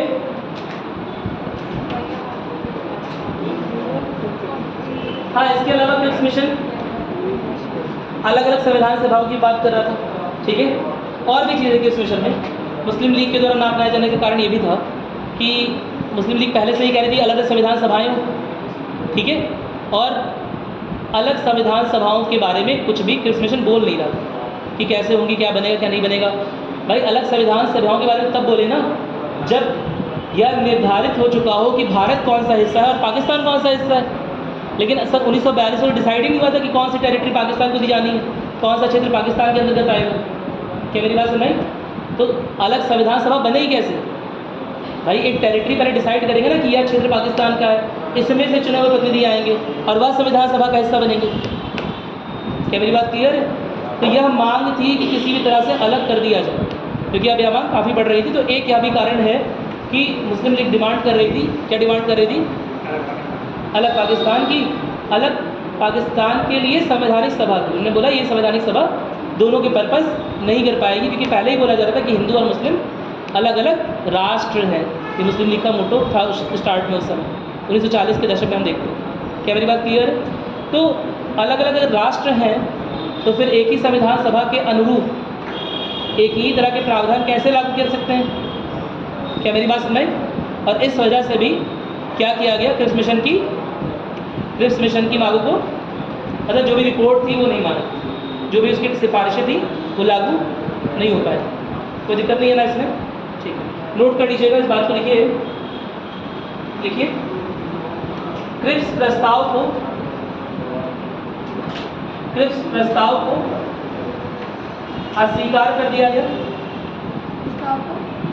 क्रिप्स प्रस्ताव को अस्वीकार कर दिया गया।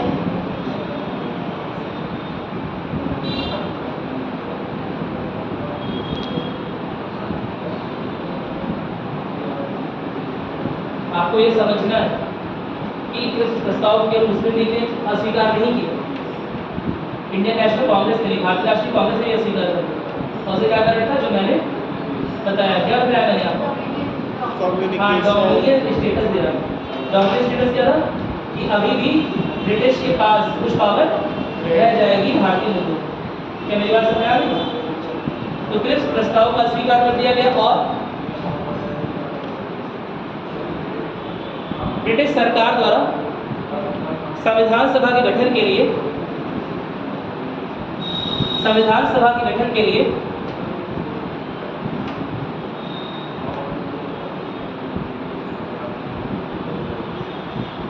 एक कैबिनेट मिशन भारत में भेजा गया। कैबिनेट मिशन भारत में भेजा गया।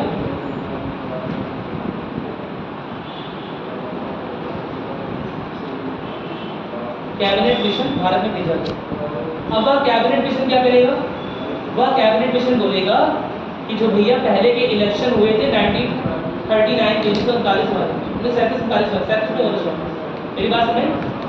तो उस समय के जो इलेक्शन हुए हैं उसमें जो प्रांतीय विधान परिषदें उससे लोग चुनकर किसमें आ जाए? संविधान सभा में आ जाए।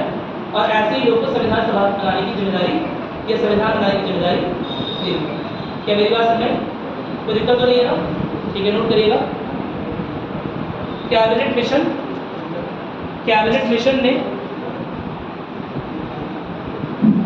मिशन ने दो संविधानों की मांग को ठुकरा दिया।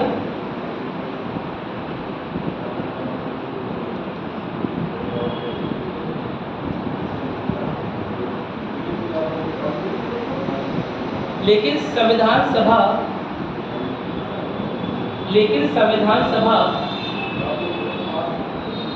के निर्माण की ऐसी योजना सामने रखी जिसने मुस्लिम लीग को काफी हद तक संतुष्ट कर दिया। ऐसी योजना सामने रखी जिसने मुस्लिम लीग को काफी हद तक संतुष्ट कर दिया।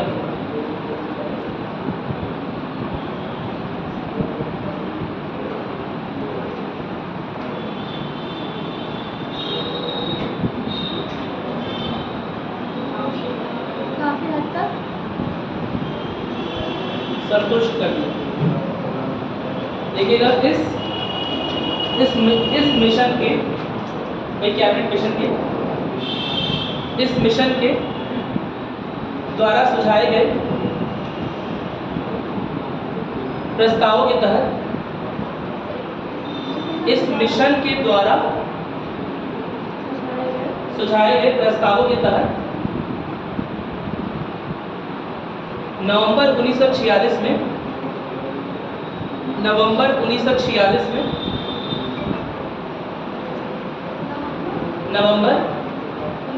1946 में संविधान सभा का गठन किया गया।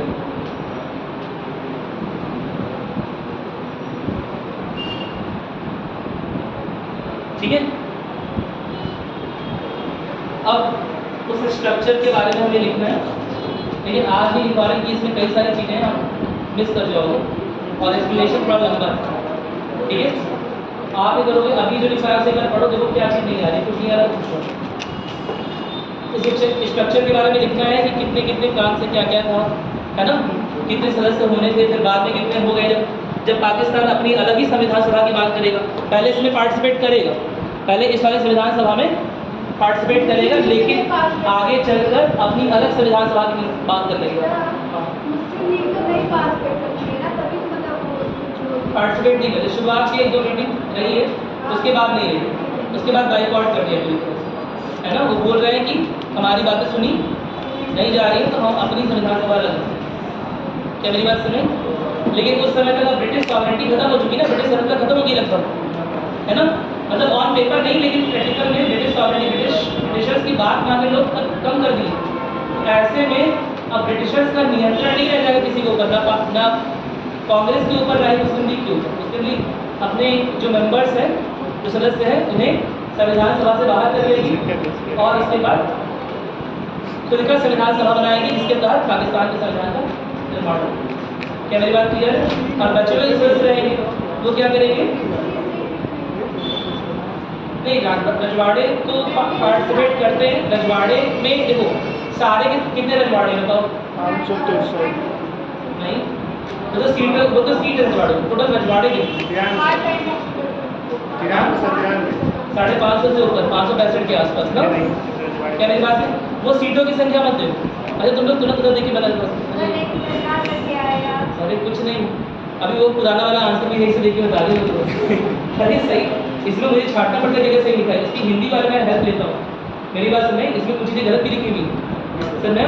जैसे इसमें शुरुआत में लिखा हुआ है कि ब्रिटिश कंपनी द्वारा, ईस्ट इंडिया कंपनी द्वारा पारित नियम, जो 1773 से 1858 के नियम है, इसमें लिखा हुआ है कंपनी के द्वारा पारित। अब बताओ कंपनी के द्वारा पारित हो रहे थे? नहीं, वो नियम भी संसद द्वारा ही पारित हो रहे थे, कंपनी द्वारा अडॉप्ट किए जा रहे थे। क्या मेरी बात सुन रहे? कंपनी द्वारा उन्हें मानना पड़ रहा था। इसमें कुछ इसे मत देखा करो, सुन रहे हो? जो तो मैंने खाया नहीं कुछ। सर कैबिनेट मिशन क्या है सर? कैबिनेट मिशन क्या है? कैबिनेट मिशन, कैबिनेट मिशन जैसे क्रिप्स मिशन था, क्रिप्स मिशन किस लिए आया? ताकि भारत में संविधान सभा का निर्माण हो सके। क्या मेरी बात सुन रहे? उसी तरह कैबिनेट मिशन है, क्योंकि क्रिप्स मिशन के जो भी प्रायोजन थे वो फेल हो गए, उसकी सिफारिशें कोई मानने को तैयार नहीं था।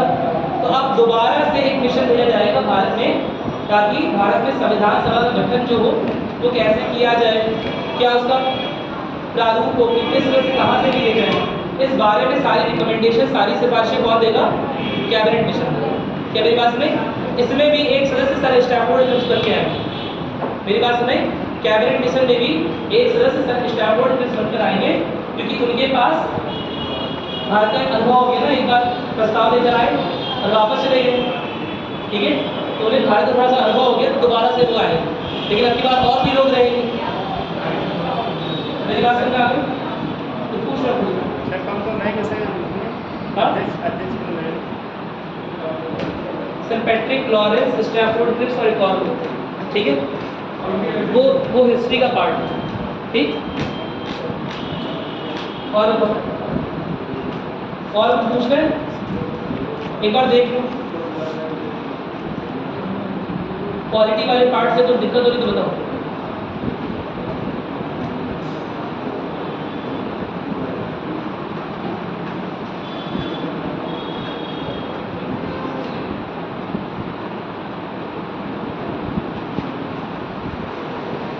कोई दिक्कत कोई समस्या यहाँ तक? भारत को आज़ाद करा दिया आप लोगों ने आपके पास, है ना? 2 हफ्ते से लड़ते लड़ते आखिरकार भारत को आज़ाद करा दिया आपको बधाई। ठीक है, कई सारे ऐप कई सारे वीडियो आपने देखे, बहुत जूझे, कई बार कभी पसीने से तरबतर हो गए आप, कई बार माइक को लेकर शिकायत की, है ना? लेकिन फाइनली आज़ाद करा दिया। अब बस संविधान सभा गठन पढ़ना है, परेशान न दो, क्योंकि ये थोड़ा सा लंबा टॉपिक है और मैं चाहता हूँ तुम्हारा बीच में मिस ना हो जाए, इसलिए इसे अगली क्लास में रखो। ठीक है, अभी तक कुछ पढ़ाया तो परेशानी तो बताओ। अब हम संविधान के बारे में बात करने वाले हैं। संविधान होता क्या है? अब तो मेन चैप्टर स्टार्ट हो गया है, तो लोग बोल रहे थे कि ये स्टार्ट करिए, अभी तो ये सब इतिहास अच्छा है। संविधान क्या होता है बताओ? हाँ, नियमों का संग्रह। सर लिखित दस्तावेज है। कौन सा? सर लिखित दस्तावेज जिसमें लिखित दस्तावेज। अच्छा ठीक है, लिखित दस्तावेज है। अब यहाँ तो बात पकड़ी आ सकती है ना, लेकिन चलो अच्छा ठीक है, मान लेते हैं लिखित दस्तावेज है। आपने बोला नियमों का संग्रह, क्या किसी भी तरह के नियमों के संग्रह को संविधान बोल देंगे? सर जो देश की नहीं बोलेंगे? सर जो तो क्या स्पेशल होना चाहिए संविधान होने के लिए? शासन के बारे में सर मैंने आपसे एक क्वेश्चन उठाया था और उस क्वेश्चन को मैंने आधे में ड्रॉप कर दिया। उसका कारण ये था क्योंकि मुझे लगा कि ये वाला पार्ट नहीं हो पाएगा। मैंने आपसे क्वेश्चन पूछा था राज्य और राष्ट्र में अंतर, और वहाँ से मैंने उठाया था कि राज्य और सरकार में कोई अंतर होता है? कोई डिफरेंस है स्टेट और गवर्नमेंट में? कई बार बोलते हैं स्टेट ऑफ इंडिया, भारतीय गणराज्य। ठीक है, क्या मेरी बात सुनाई? कई बार बोलते हैं एक तुमने सुना होगा राज्य के नीति निर्देशक तत्व, नाम सुना है? क्या होता है कि राज्य सरकार उसे लागू करेगी कि केंद्र सरकार लागू करेगी? उसमें तो राज्य लिखा हुआ है। वहाँ राज्य का सेंस अलग है, यही मैं बता रहा था कि वहाँ राज्य का सेंस पॉलिटिकल सेंस जो होता है, जहाँ पर एक तरह के नियम चल रहा है, एक तरह का कानूनी प्रावधान उसे बोलते हैं राज्य। क्या मेरी बात सुनाई? अरे बोलो। ठीक है, एक बहुत सिंपल सा और बेसिक में आए, क्या राष्ट्र में, देश में और राज्य में अंतर है? बेसिक सा क्वेश्चन, ऐसे ही बेसिक इंटरव्यू पूछते है ना? क्या राष्ट्र में, राज्य में और देश में अंतर है? एक ही चीज है। आप पूछ रहे हैं तो कुछ ना कुछ अंतर जरूर होगा, करना पूछते क्यों नहीं? क्या अंतर है बताओ? एक ही चीज है नहीं? तो क्या अंतर नहीं लोग तो कैसे कहते हैं? ये तो कोई बात नहीं। देश एशिया के अंदर जो आपका देश है, सर देश क्या होता है? देश और क्या होता है? राष्ट्र। क्या राष्ट्र और देश में अंतर है? Is there a difference between nation and country? Same thing. Nation and country are same thing. राष्ट्र और देश एक ही है। राष्ट्र कौन सा आपका? कौन से राष्ट्र? भारत के कब तक श्योर एकदम? देश कौन सा है? इंडिया। भारतीय है ना? तो अंदर तो लग रहा है ऐसे देख लें क्या अंदर है। और राज्य में भी अंतर है, राज्य में भी अंतर है।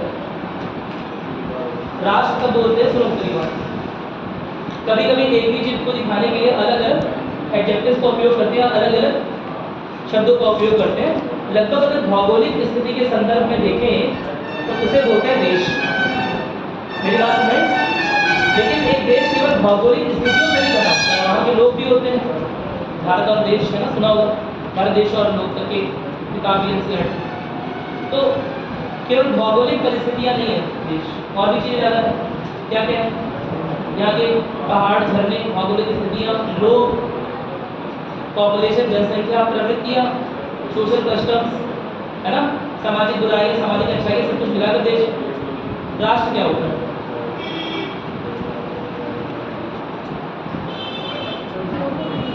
मैंने आपको बोला देश जो है ये होता है। मैंने आपको बताया इसलिए होता है कि अगर आपने, मैंने आपको रिकमेंड किया था कि आप एंशिएंट इंडिया के लिए या उसके लिए थोड़ा अपना कॉन्सेप्ट वाइड करने के लिए, दिमाग बढ़ाने के लिए, शाम मैंने कहा कि सीरीज यूट्यूब पे उपलब्ध है, जो बनाई गई है डिस्कवरी ऑफ इंडिया के आधार पर, जिसे लिखा था जवाहरलाल नेहरू, उसमें पहला प्रश्न पहले एपिसोड में ही है देश के, वो जवाहरलाल नेहरू आते हैं ऐसे कहते हैं भारत क्या है, ये क्या भारत माता, भारत माता चेक करो कौन है भारत माता, भारत देश को इंडिया में अनअवेयरनेस, मैंने आपने कहानी सुनी ना, इंडिया में अनअवेयरनेस इस लेवल की थी, इस स्तर की थी कि जब लाल कुर्ती मूवमेंट चल रहा था पश्तूनों के बीच में, ठीक है, तो वो लोग 1930 के लगभग वो लोग आज़ादी की डिमांड कर रहे थे, कह रहे थे गांधी जिंदाबाद, है ना, और क्या कह रहे थे नेहरू जिंदाबाद, और क्या उनकी डिमांड थी, मतलब नारे थे, उसमें से बता रहा हूँ, एक तो महात्मा गांधी जिंदाबाद, एक था नेहरू जिंदाबाद, और तीसरा था सीमांत गांधी जो मौलाना अब्दुल गफ्फार खान थे, ठीक है, उनके जिंदाबाद के नारे लग रहे थे। एक और नारा लग रहा था इंकलाब जिंदाबाद। क्या मेरी बात सुनाई? तो अंग्रेज गवर्नमेंट इतनी परेशान हुई कि इन तीनों को, तो वो रेड कुर्ती मूवमेंट बहुत तगड़ा चल रहा था, लाल कुर्ती मूवमेंट नाम सुना पैदा होता, लाल कुर्ती आंदोलन में, है ना, जो उत्तर पश्चिमी प्रांत है इंडिया का वहाँ चल रहा था। तो इन तीनों को तो ब्रिटिश गवर्नमेंट ने आज़ाद कर दिया, जवाहरलाल नेहरू को आज़ाद कर दिया, है ना, क्या कहते हैं नारे लगाए थे उनके लिए, तो आज़ाद करना पड़ा प्रेशर के दबाव ने। महात्मा गांधी को भी आज़ाद किया और सीमांत गांधी यानी कि मौलाना अब्दुल गफ्फार खान जो थे उन्हें भी आज़ाद किया। लेकिन इंकलाब एक जिंदाबाद चल रहा, बड़े परेशान थे कि इंकलाब क्या है ना, सोच रहे थे इंकलाब के, वो पूरा ब्रिटिश गवर्नमेंट सर्च कर रहा है इंकलाब नाम की आदमी तलाश करो, कौन सी जेल में बंद है, दुर्गा गांधी को बनना खत्म कर देंगे, आग लगा देंगे सब पठान। मेरी बात समझ की नहीं है, ठीक है, और वो सब तो कह रहे हैं इंकलाब को आज़ाद करो, वो सब और बड़े हैं, वो सब कह रहे हैं हमें तीन आदमी वापस मिल गए, एक आदमी हमारा और अभी कह रहे कौन है, इंकलाब। उन्हें भी नहीं पता कि इंकलाब क्या है, कुछ जवाब लगा रहे। भारत में अनअवेयरनेस लेवल इतनी हद तक की है कि जो लोग नारे लगा रहे होते हैं उन्हें खुद ही नहीं पता होगा कि क्यों है। जो आंदोलन देखा होगा ना टीवी में, न्यूज़ रिपोर्टर पहुँचते हैं उससे आप यहाँ पर क्यों खड़े हैं, तो बताते हैं कि वो भैया सब्जी लेने आए थे, है ना, एक फ्रूटी मिला और एक चिप्स मिला, हमारे यहाँ पर। मेरी बात सुनिए, तुम्हें उस बारे में, उसी ऐप के बारे में कुछ नहीं पता, ठीक है, कि कौन सा ऐप तैयारी के विरोध करने के लिए प्रदर्शन करने के लिए पहुँच गए। क्या मेरी बात क्लियर है? ये आज से नहीं है, भारत में पुरातन काल से चला आ रहा है। क्या मेरी बात सुनाई? अब ब्रिटिश शासन एकदम परेशान कि इंकलाब कौन है, पूरे ब्रिटिश जिलों में सर्च रहे इंकलाब नाम क्या आदमी आजाद, तो उनका आग लगा किस तरह, ठीक है। बाद में कोई समझदार आदमी समझाता है ना, इंकलाब जैसे कि ये, और पठानों को भी समझाता है कि इंकलाब जिंदाबाद मतलब ये नहीं इंकलाब का आज़ाद कराना है, इंकलाब का मतलब होता है आज़ादी की डिमांड करो। क्या मेरी बात सुनाई? ये स्तर हमारी मतलब कह सकते हो एजुकेशन का अनअवेयरनेस। क्या मेरी बात क्लियर है? उसी तरह जब जवाहरलाल नेहरू पहली बार पहुँचते हैं फिर से भारत माता कौन है क्या है, तो लोग यही नहीं पता कि भारत कौन, भारत किसे बोल रहे हैं। एक भौगोलिक इकाई है बस भारत, क्या देश बस एक नक्शा है, नक्शे ज़्यादा? बताओ, सोचो, कुछ जवाब तो ऐसे ही क्वेश्चन आए इंटरव्यूज में एटलीस्ट। हाँ, देश के बारे में तो मैंने आपको बताया, वेरी गुड। देश जो है अपनी भौगोलिक परिस्थिति ज़्यादा, मेरी बात सुनिए, देश यानी कि देश के लोग, देश की सीमाएं, ठीक है, ना केवल लोग सीमाएं बल्कि देश की भाषाएं भी देश है, देश का कल्चर, देश की सभ्यता संस्कृति भी देश है। क्या मेरी बात समझ नहीं? बात समझ? केवल देश जो है वो भौगोलिक स्थितियों से नहीं बना, ठीक है, देश की सभ्यता संस्कृति, देश के लोग, यहाँ की सामाजिक बुराई भी देश है, केवल अच्छाइयाँ नहीं, यहाँ की जो बुराई है वो भी देश ही का पार्ट है। लेकिन राष्ट्र इससे बड़ा है, बताओ राष्ट्र क्या, देश और राष्ट्र में कोई अंतर है? Is there any difference? अगर अंतर नहीं है तो सेम शब्द को, राष्ट्र शब्द को बनाया क्यों गया? अगर देश शब्द वही भावना को, उसी भावना को इंगित कर रहा था, उसी भावना को प्रदर्शित कर रहा था, तो राष्ट्र शब्द के इस्तेमाल की जरूरत क्या पड़ी? हाँ, वो बात सही है, लेकिन राष्ट्र क्या होता है? भारत नहीं है राष्ट्र, भारत को राष्ट्र नहीं बोलते हैं। अकॉर्डिंग टू कॉन्स्टिट्यूशन भारत को क्या बोलते हैं? यूनियन ऑफ स्टेट्स, यानी कि राज्यों का संग्रह। लेकिन फिर भी राष्ट्र क्या होता है? ये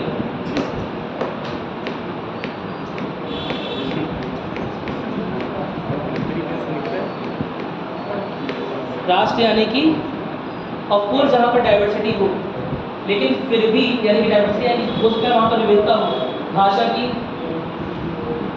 सभ्यता की, है ना, बोलचाल की, कल्चर, हर तरह की विविधता हो सकती है, संस्कृति की विविधता हो सकती है, लोगों की रेसेस, जैसे समझते हो ना, नस्लों की विविधता हो सकती है, जातियों और धर्मों में भी विविधता हो सकती है, फिर भी उनमें कुछ कॉमन चीज़ है। बहुत सारी विविधताओं के बाद भी, बहुत सारी विविधताओं के बाद भी अगर कोई कॉमन चीज़ है, कोई एक ऐसा अदृश्य धागा है जो राजस्थान के लोगों को तमिलनाडु से, और तमिलनाडु के लोगों को केरल से, और केरल के लोगों को समझ रहे हो ना कश्मीर से, और कश्मीर के लोगों को बंगाल से जोड़ता है, कोई अदृश्य धागा, कुछ यूनिफाइंग एलिमेंट। क्या मेरी बात समझ? तो ऐसी भौगोलिक परिस्थिति में अगर कोई देश है जहाँ पर कुछ कॉमन कल्चर है, कोई चीज़ तो कॉमन, मतलब एकदम कॉमन नहीं, कुछ चीज़ें कॉमन, क्या मेरी बात क्लियर है? तो उसे हम क्या बोलते हैं?